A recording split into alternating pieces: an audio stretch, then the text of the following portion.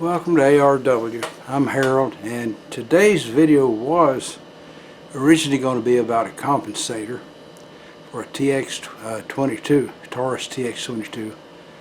And then I got to thinking, YouTube don't want me to show how I made it because they say I was teaching people how to make stuff. And so I videoed about half of it. I thought, well, if I only video half, that's not really guilty. But then I thought, no, who wants to watch half of a video? So I'll go ahead and introduce the subject, and I'll just show you what I've got along with some other stuff. But I've made a compensator for my TX22, and there's a difference between a compensator and a muzzle brake. Now, a muzzle brake blows the gases back towards you and down, and in a sort of cone, and that's to keep the recoil from going backwards. Okay, and if you're in a sandy spot and you fire off something there, well, it's going to make a sandstorm around you, as well as being really super loud. But I didn't make a muzzle brake, I made a compensator. Now, the difference between a muzzle brake and a compensator is the compensator blows the gases straight up and pushes the front end down, and that's what it's supposed to do, just to keep the front end down. And so that's what I made, and it seems to work. Now, mine's got a little bigger hole in the end of it, and it's probably somewhat heavier than the factory-made jobs, because I made it out of steel, and I think a lot of the factory-made jobs are made out of aluminum.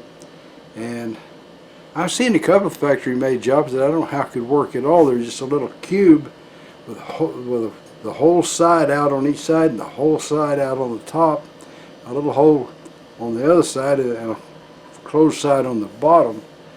And I don't know how that's supposed to work, but hey, I'm not saying it don't, I'm just saying it mystifies me. But let me go ahead and show it to you here. Alright, here's my compensator, and as you can see, there's nothing in there. You can see right through it. Got a flag in the chamber. It's empty. All the guns that I've got here that we're going to mess with today are empty, and they're flagged. Alright, so anyway, you can see the size of the hole there. Usually I would guess 3/8 of an inch is about as big as they are, and this one's more like 9/16. And this is where the gases go out the top. Now, I had the choice, I could blue this or I could paint it, so I blued it, and I'm not sure why I should have painted it.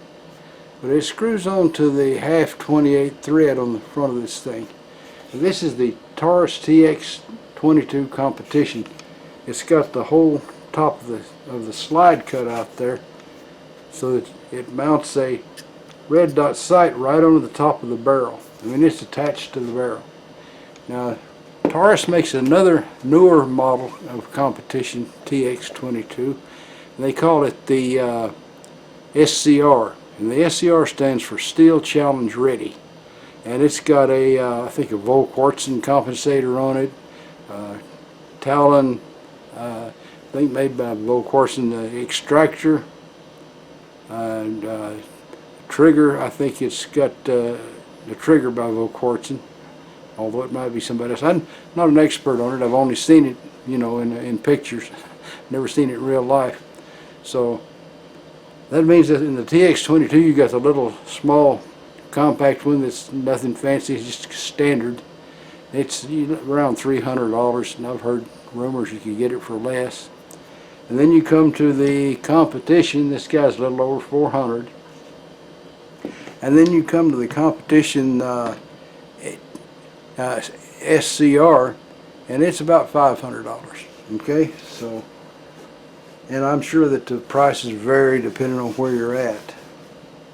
So let me lay this down. So what I decided to do was, the only complaint that I have about the Taurus is the trigger is vastly better than than a centerfire gun, but it's not as good as what I'm accustomed to.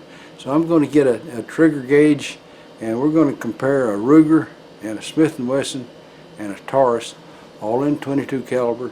We're going to see what the trigger pull is. Alright, so just hang on a second and let me get the gauge. Now, all these pistols have one thing in common. that you can't pull the trigger without a magazine in it. Here's the magazine for the Ruger. As you can see, there's nothing in it. It's completely empty. Here's the Ruger. Got a flag in the barrel, so you can see there's nothing there. Sorry about being so bad with the camera, but it's really messing me up.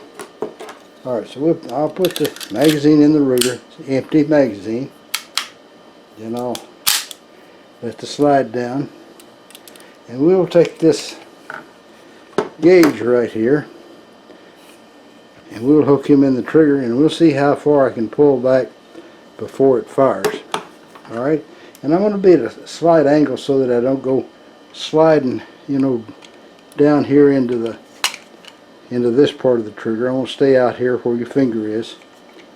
Alright, so I'm going to get it in here in the trigger and show you the scale there. And we're going to ease back on it until it clicks. Okay, that looks like 4 pounds. We can do it again just to be absolutely certain. We'll do it twice. Alright, there's the scale. Pull back on it.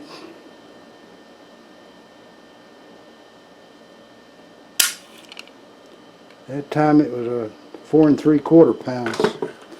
I guess I slipped around the trigger a little ways. Okay, and I'll take the magazine back out of it. Here it is. The magazine's out. I'll put a flag in the chamber. We're flagged and we're empty.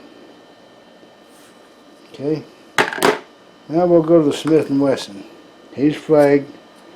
He's empty, but got to put the magazine in.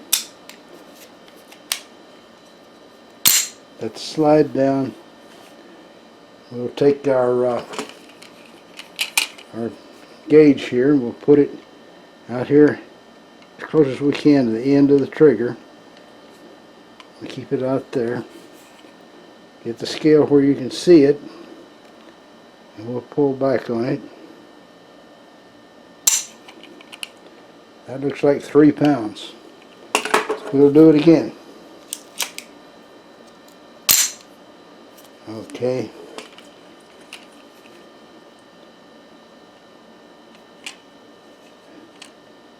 Alright. Here we go. See the scale. That was about 2 1/4 pounds. I was further out on the trigger. Let's try it one more time. But I feel like it's really about a 2-pound trigger. Alright. Here we go again.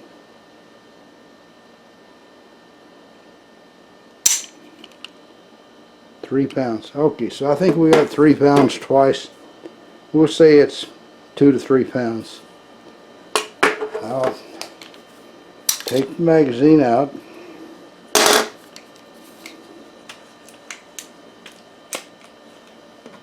Flag the barrel.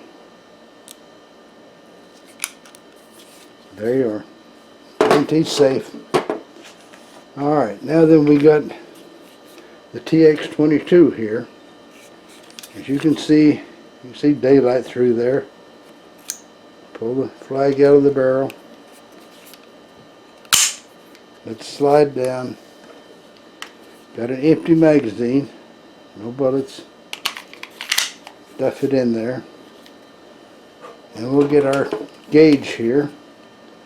Hook it on the trigger. Out here close to the end as we can get. And then we'll hold the scale up here for you to watch. We'll see how far it goes. That was about 4 1/2 pounds. So let's do it over again.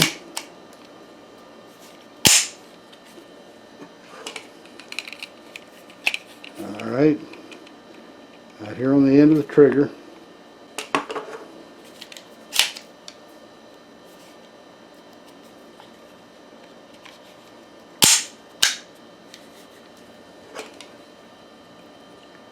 Alright, we'll get on the trigger. This trigger travels a little bit further than the others. If you'll look, you can see it's got some move to it there before it starts gripping. It's way down to the point where it's going to trip. Alright, that's like a little over 4.5 pounds. Do it one more time.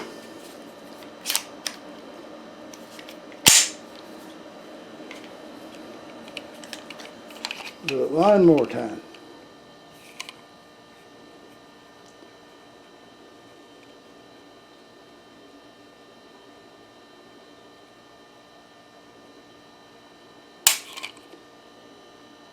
Almost 5 pounds, right at 5 pounds. So you can see the trigger on this one has more movement before it get down to business, and it's got a heavier pull, which is the only thing I've got against it. These other guys spoiled me in the trigger being just, you know, right out here, right on the end here.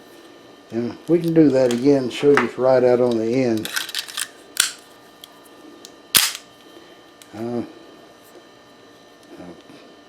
Where's the camera? There it is. Alright. We'll just see how it's tight there. Just barely touch it and it's gone. So, and that's the same way with the Smith. And that's what I like. But I thought I'd just show you guys this, in as much as somebody might be curious. So let's go see what Bubba's doing. And there was this Hell's Angels type, you know. He was riding his motorcycle down a little back road there near Boudreaux's house. His zipper on his leather jacket got broke. He was getting cold because it's back in January. And so he stopped and he turned his jacket around, you know, where it had the back of it in the front. Got back on his motorcycle and tore out down the road, you know. And sure enough, just as he come up to this curve, this cow stepped out of the pasture and bam! He hit that cow dead on. He went flying off in one ditch. This motorcycle went flipping end over end down the road. Boudreaux heard all the noise, you know. And he come off out there to examine it, and he got on his cell phone, called the sheriff, you know, and the sheriff said, well, I'll be on out there shortly. He said, I'll bring an ambulance with me, you know, and he says, is that guy showing any signs of life? Boudreaux says, well, no, not right now. He said he was moving around some when I first got here, but he says he stopped that after I turned his head back around.